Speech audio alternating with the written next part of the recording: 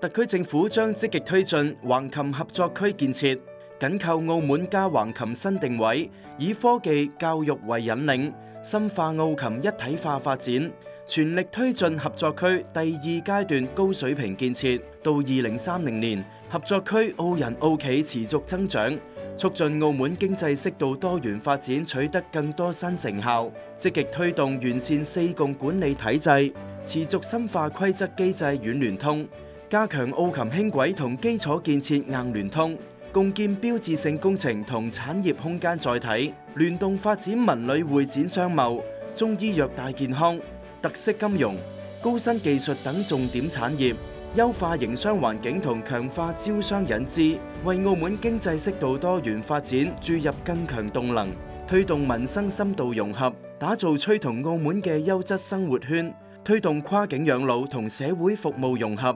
深化教育合作同人才高地建設。